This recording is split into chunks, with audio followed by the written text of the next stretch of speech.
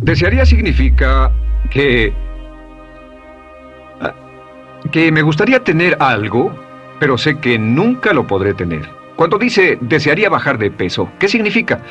Las palabras no dichas son, pero sé que no puedo. Porque no por las excusas que tiene y el metabolismo que tiene y los problemas, etcétera. Siempre hay razones por qué debe salir, etcétera. Desearía dejar de fumar, desearía estar en forma. Desearía. Cuando usa la palabra desearía, le muestra al subconsciente que esto es algo que no cree que le sea posible lograr o adquirir. Entonces el subconsciente descarta completamente esto como meta y no le da energía, ni motivación, ni impulso, ni deseo de lograrlo. Así que esté muy alerta al lenguaje víctima. Esté alerta a la expresión sí, pero. O lo haría, sí, pero. Alguien le dice, haga esto, y usted dice, sí, pero. La palabra pero, por cierto, es el gran borrador. Si una persona le dice, podría incrementar sus ingresos o incrementar su rendimiento, ser una persona mejor o más feliz o bajar de peso o lo que sea, no importa. Y usted dice, sí, pero. Lo que está diciendo es que está borrando toda la aseveración que ha dicho antes. Manda un mensaje a su subconsciente que dice, no hay posibilidad. Y no hace esfuerzo, no otorga energía, no ejerce capacidad alguna hacia el logro de esa meta. Y las personas que han sido criadas con culpa tienen 5 cualidades o 5 manifestaciones de adultos. Una es que se sienten inferiores, se sienten inadecuadas, sienten que no merecen que les pasen cosas buenas. Estén muy alertas a eso. El número 2... se autocompadecen continuamente, usan la autocrítica destructiva. El número 3... usan la culpa y la culpabilidad en ellos y en otros. El número 4 son manipuladas por la culpa y número 5 usan lenguaje víctima. Así que, ¿cómo nos deshacemos de la culpa? ¿No es sorprendente cómo se aclara esto? Este pizarrón, todo se borra. Tengo una varita mágica cuando me voy a sentar al escritorio. Entonces, ¿cómo nos deshacemos de la culpa? Para deshacerse de la culpa...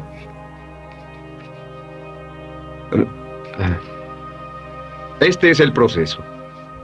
Hace muchos años, cuando comencé a estudiar las emociones negativas, el punto más crítico que descubrí fue que no se puede hacer ningún progreso hacia la salud, la felicidad, el amor y el cumplimiento del potencial mientras se insista en mantener intactas las emociones negativas. Y lo único bueno de las emociones negativas, si es que tienen algo de bueno, es que las emociones negativas no son permanentes. Lo dice hasta Sigmund Freud, no hay un lugar permanente para las emociones negativas en el subconsciente. En otras palabras, son visitantes indeseados. Son hábitos negativos o patrones de respuesta negativos que pueden eliminarse, y el punto inicial para eliminarlos es entender de dónde vinieron y entender cuáles fueron los factores causales, volviendo a la niñez temprana, que desencadenó el desarrollo de las emociones negativas y nos han dado como adultos una predisposición a ser negativos de una u otra forma. Esto nos lleva al condicionamiento de la niñez temprana. Recuerden que ya dijimos que el punto inicial de los patrones de hábitos negativos compulsivos e inhibitorios era la crítica destructiva. La crítica destructiva es el gran destructor. La crítica destructiva destruye a las personas en su interior y las deja caminando en círculos por fuera. Muchas personalidades han sido minadas y destruidas, mucha autoestima ha sido puesta de lado como resultado de la crítica destructiva más que cualquier otra cosa que podamos imaginar.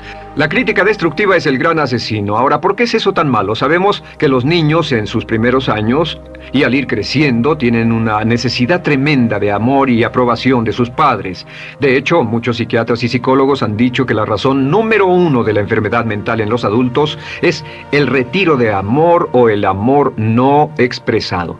Sabemos que cualquier persona con prestigio, una persona que es importante para un niño, tiene un impacto enorme en ese niño, y los niños hasta la edad de 6 años tienen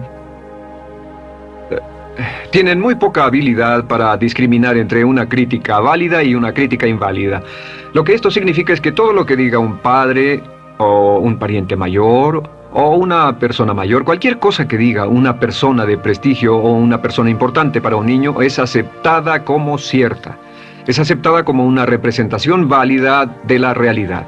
Si una madre dice eres un niño malo, o si un papá dice eres flojo, si alguien dice no eres dependiente, o si alguien dice que somos estúpidos o tontos o feos, el niño no tiene capacidad alguna para discriminar entre lo válido y lo no válido.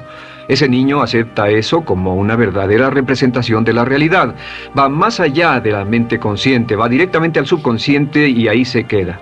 Muchos de nosotros como adultos aún estamos viviendo en base a la información negativa que recibimos cuando éramos niños. Y después como adultos, ¿qué decimos? Pues decimos así es como soy, o siempre he sido así, o algunas personas dirán, pues es de familia, tu padre era así, los hijos son así, tu madre era así, etc. ¿De dónde viene?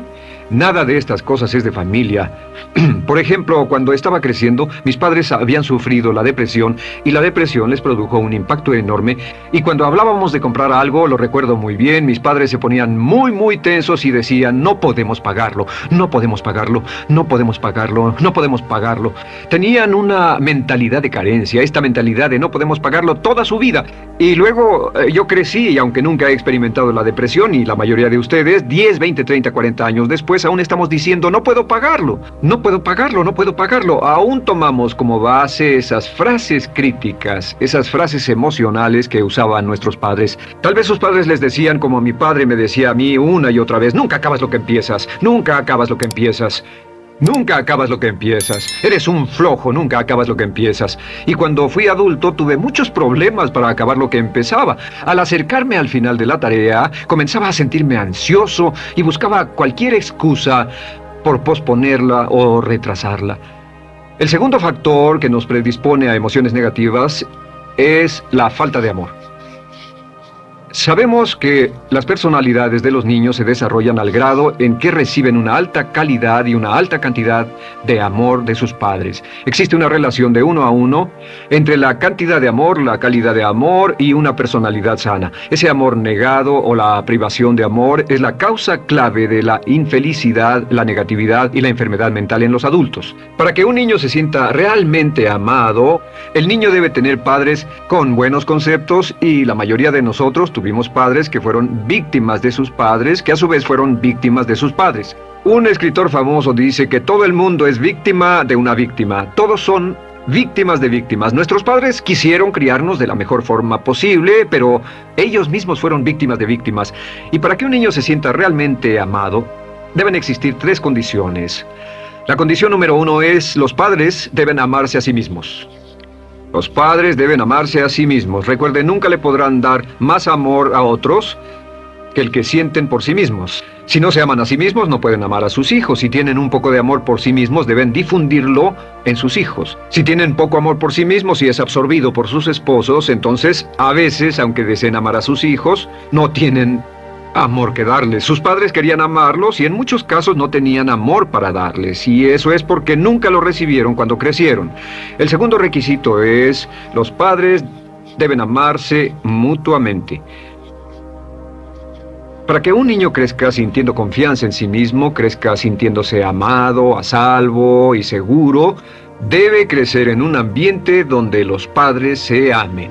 No hay nada que le dé más temor a un niño que crecer en un hogar donde los padres peleen entre sí, donde los padres no se amen, donde haya dificultades, porque el niño siempre tiene una tendencia, primero que nada, ser una víctima, pues al niño se le grita y se le vocifera, y entonces cree que la razón por la que mamá y papá pelean es su culpa. Ahora, una investigación interesante: como hay muchas familias de un solo padre, la investigación interesante muestra que cuando uno de los padres se va como resultado de una separación o un divorcio, los niños que quedan invariablemente están convencidos de que la razón por la que el otro padre se fue se debió a algo que él hizo.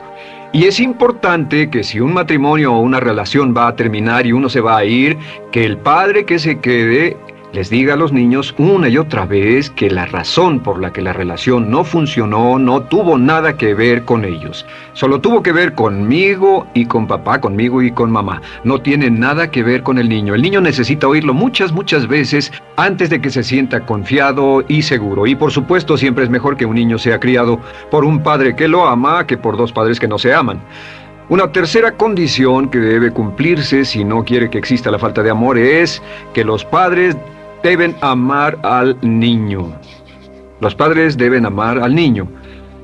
Bueno, esto parece muy obvio y muy lógico.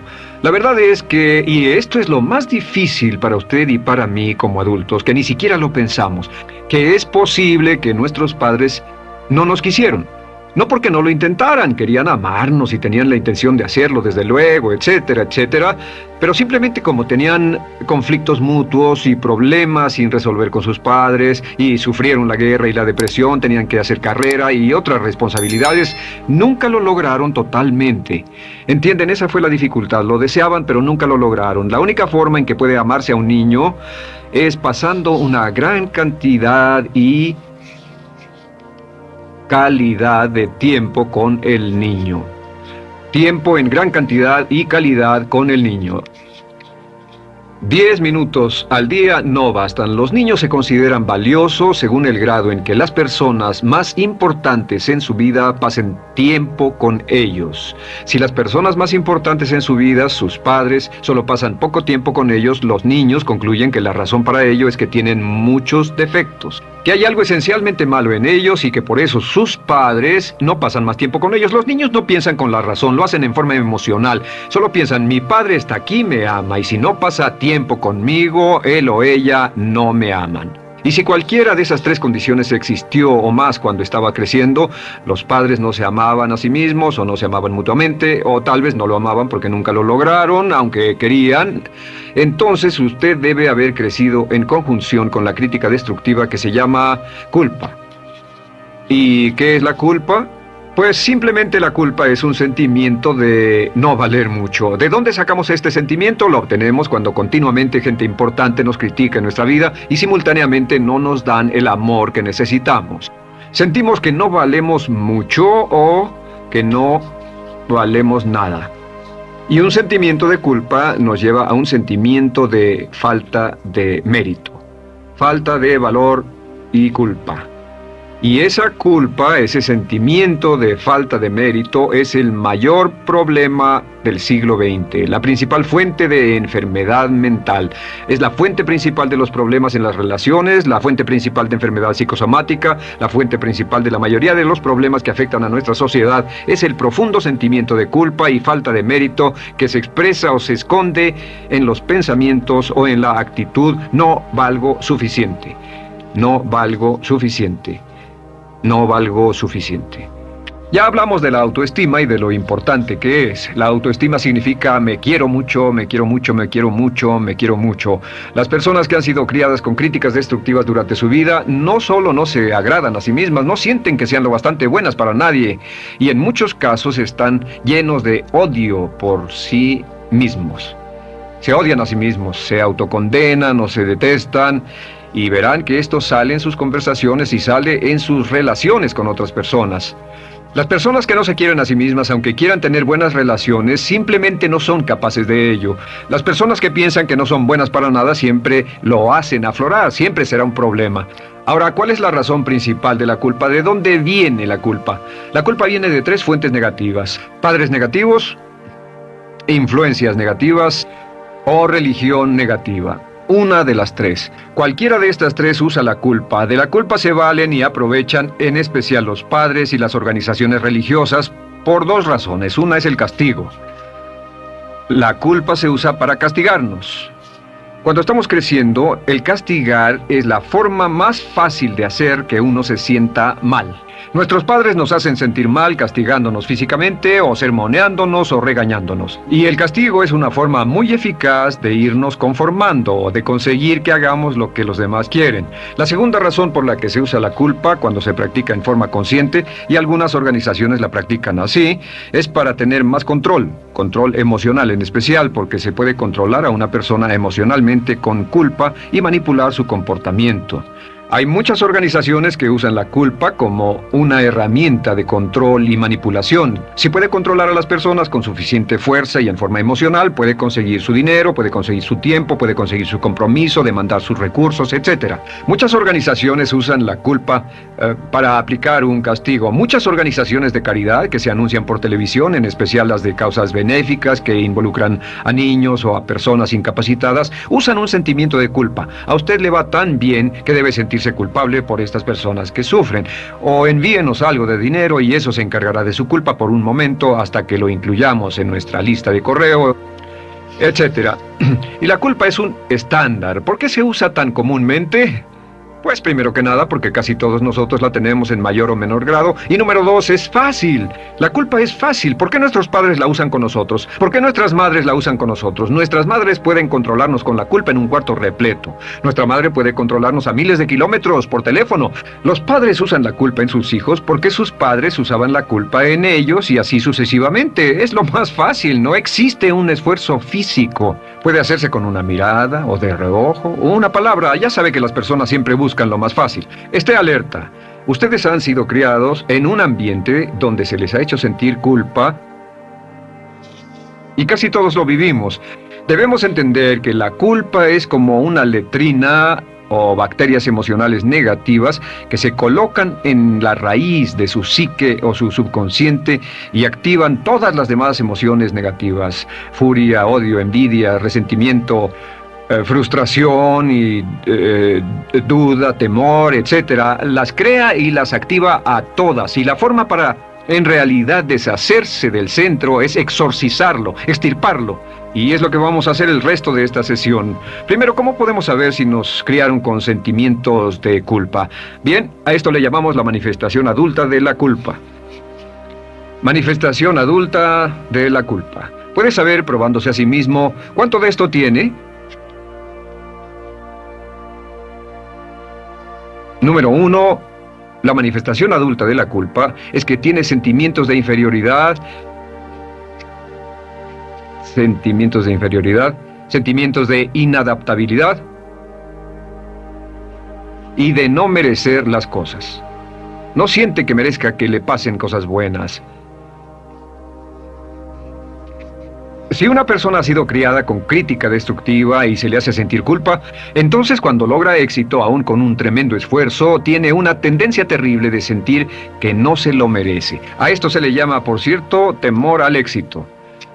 El temor al éxito es solo otra forma de decir que la persona que ha estado condicionada a pensar de sí misma como poco valiosa o no lo bastante buena, se siente muy incómoda cuando experimenta el éxito. Se siente muy tensa y a disgusto. Realmente, si sienten demasiada tensión, comienzan a aspirar cocaína, a beber demasiado alcohol, se enredarán en comportamientos autodestructivos, tendrán una sensación tremenda de ansiedad, como si alguien fuera a descubrir algo de ellos. Hay un libro en la librería que dice: si me está yendo también, ¿por qué me siento como un impostor? Tienen el llamado síndrome del impostor. ¿Alguna vez ha tenido éxito en algo y la gente ha ido a usted a decirle: vaya, hiciste un excelente trabajo, o eso es maravilloso, aunque haya sido muy duro para usted, y sintió que los demás iban a descubrir, siente como que, es decir, que iban a descubrir que realmente no es bueno, que solo fue un fraude, solo un accidente? Y por supuesto es lo que dice: fue coincidencia, fue un accidente, la verdad no sé ni cómo lo hice. Hacen todo lo posible por huir de ese sentimiento de inferioridad y de no merecer las cosas. Estén muy alertas. La segunda manifestación adulta de la culpa es la autocrítica destructiva. Hay una línea de un gran poeta que dice: aquellos a quienes se les hace mal, hacen mal a su vez. Los niños a muy temprana edad, a veces a la edad de 2 o 3 años, comienzan a menospreciarse, se desgarran, hasta se golpean y se castigan físicamente si se les critica demasiado.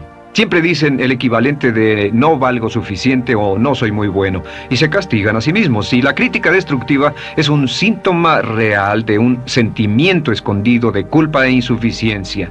El número 3 es que, fácilmente manipuladas por la culpa, las personas pueden jalar sus cordones de culpa en forma muy simple. Realmente vemos que existen dos tipos de personas en el mundo: los lanzadores de culpa y los receptores de culpa. Invariablemente, estas personas se atraen mutuamente.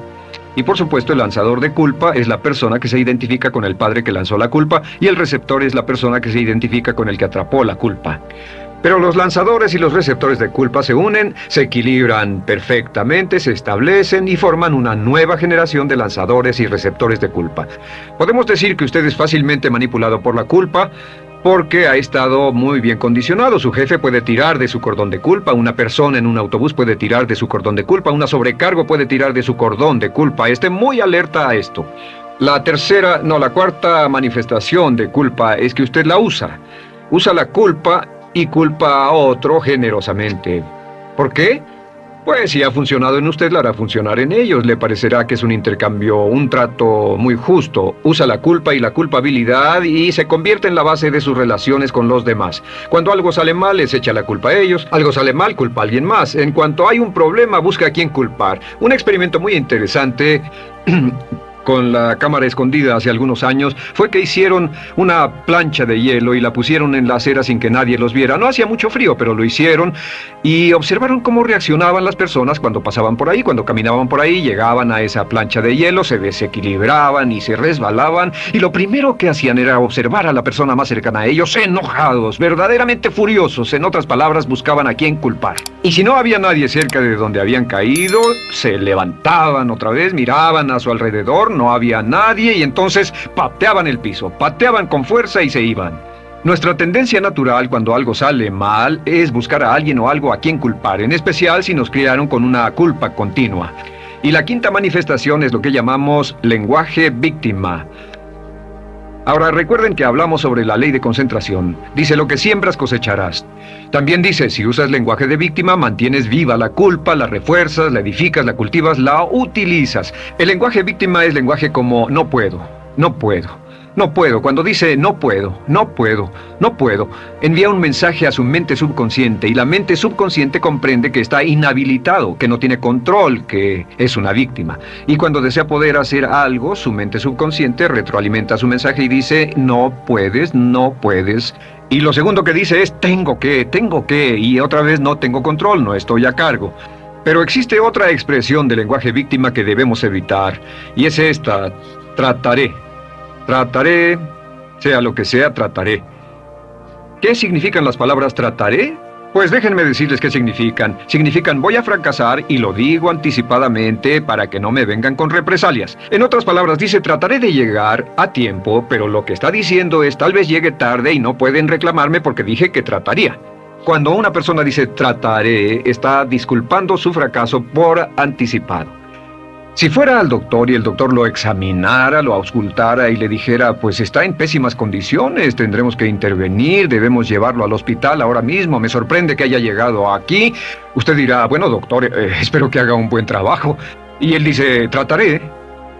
Si él dice eso, usted seguramente buscará otro médico. O si va a un abogado, lo culpan de algo y va a un abogado y le presenta su caso y dice, oiga, va a defenderme, y él dice, trataré.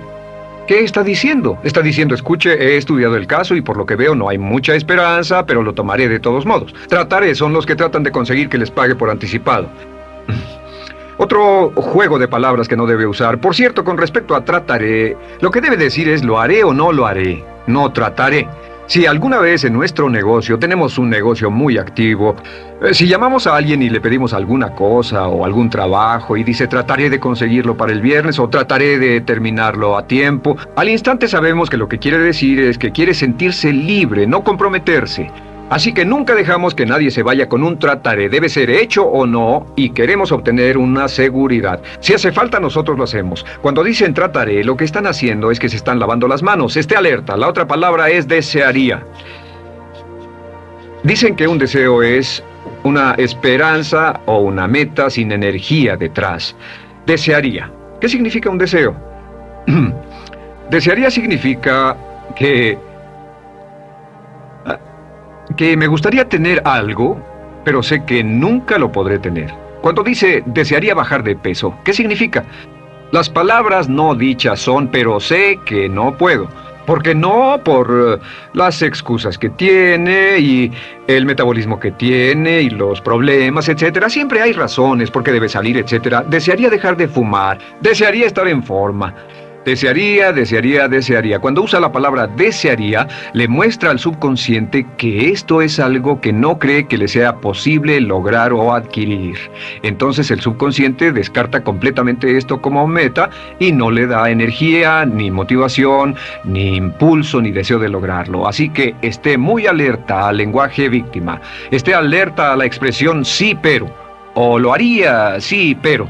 Alguien le dice, haga esto, y usted dice, sí, pero. La palabra pero, por cierto, es el gran borrador. Si una persona le dice, podría incrementar sus ingresos o incrementar su rendimiento, ser una persona mejor o más feliz o bajar de peso o lo que sea, no importa. Y usted dice, sí, pero, Lo que está diciendo es que está borrando toda la aseveración que ha dicho antes. Manda un mensaje a su subconsciente que dice, no hay posibilidad, y no hace esfuerzo, no otorga energía, no ejerce capacidad alguna hacia el logro de esa meta. Y las personas que han sido criadas con culpa tienen 5 cualidades o 5 manifestaciones de adultos. Una es que se sienten inferiores, se sienten inadecuadas, sienten que no merecen que les pasen cosas buenas. Estén muy alertas a eso. El número 2, se autocompadecen continuamente, usan la autocrítica destructiva. El número 3, usan la culpa y la culpabilidad en ellos y en otros. El número 4, son manipuladas por la culpa. Y número 5, usan lenguaje víctima. Así que, ¿cómo nos deshacemos de la culpa? ¿No es sorprendente cómo se aclara esto? Este pizarrón, todo se borra. Tengo una varita mágica cuando me voy a sentar al escritorio. Entonces, ¿cómo nos deshacemos de la culpa? Para deshacerse de la culpa...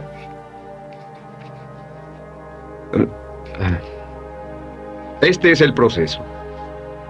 Tiene algunos pasos importantes. Número 1, el primero de la lista, elimine la autocrítica. Elimine la crítica autodestructiva. En otras palabras, nunca diga nada destructivamente crítico de usted mismo. No lo diga. Esta es la regla básica. El subconsciente acepta lo que diga usted como cierto, como un mandato. Así que no diga nada de sí mismo que no desee sinceramente que sea cierto.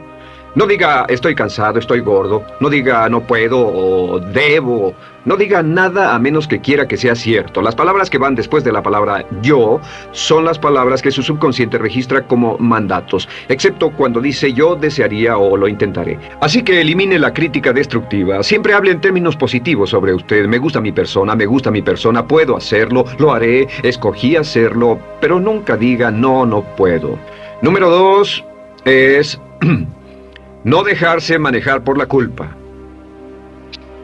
Rehúse ser manejado por la culpa.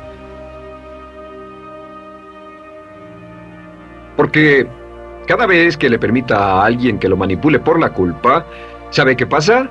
Refuerza y hace más poderoso el efecto de la influencia de la culpa en su vida. Cuando yo crecí, debo decir que yo crecí en una familia que estaba muy influenciada por la religión negativa. Realmente mi madre, Dios la bendiga, tenía un cinturón negro en el pecado e hizo un trabajo verdaderamente soberbio en ello. Y yo tardé en sobreponerme. Cuando me casé con Bárbara, ella también venía del mismo tipo de familia y recapacitamos. Hay una hermosa respuesta cuando uno de los dos caía de nuevo en los viejos patrones. Decía, no tratas de hacerme sentir culpable, ¿o sí? No tratas de hacerme sentir culpable, ¿o sí? Solo diga, no tratas de hacerme sentir culpable, ¿o sí? Y no deje que las personas lo manipulen usando la culpa. El número 3, no use la culpa o la culpabilidad y anuncie que no va a usarla. No la use en otras personas y permita que sus hijos o su cónyuge digan lo mismo. No tratas de hacerme sentir culpable, ¿o sí? Repítalo una y otra vez. Y si la otra persona le dice eso es lo que trato, contéstele no va a funcionar. Y no funcionará. Es que la culpa solo funciona mientras usted no sepa que está siendo usada en usted. El número 4 es lo que llamamos la ley del perdón. Es la más importante de todas. Realmente es el centro, es el meollo de toda esta sesión. La ley del perdón simplemente dice que usted está sano mentalmente hasta el grado en que pueda perdonar libremente y olvidar las ofensas. Que su habilidad para perdonar a los demás es la clave que determina su felicidad y su éxito en la vida. Su habilidad para perdonar a los demás es la única forma de eliminar la culpa. Su disponibilidad para perdonar a los demás y olvidar ofensas es el determinante más importante de si usted está o no totalmente integrado y es un adulto que funciona como ser humano. Porque la tendencia de culpar y de guardar rencores es una tendencia patológica infantil que la poseen todas las personas que están enfermas mentalmente. La habilidad para olvidar, para perdonar libremente, es la marca del ser humano realmente iluminado. Ahora, acepte eso como real. Hay 4 personas a las que debe perdonar. Número 1, perdone a sus padres. Perdone a sus padres por todo lo que le hayan hecho para herirlo. La mayoría de nuestras investigaciones muestran que casi todos nuestros problemas como adultos se remontan a no estar dispuestos o no poder perdonar a nuestros padres por algo que hicieron que nos hirió. Perdónelos un 100%, escríbales, llámeles por teléfono, dígales, o cuando menos perdónelos en su corazón, pero perdone a sus padres. Número 2, perdone a los otros. Perdone a todos los demás. Perdone a todos los que lo hayan herido de algún modo, por cualquier cosa, y déjelo así. Ahora, hay muchos que dicen no puedo perdonar a esa persona por lo terrible que me hizo, pero recuerde esto, el perdón es perfectamente egoísta. El perdón no tiene nada que ver con la otra persona, solo tiene que ver con su paz mental y con su propia integridad mental. Número 3, perdónese a sí mismo.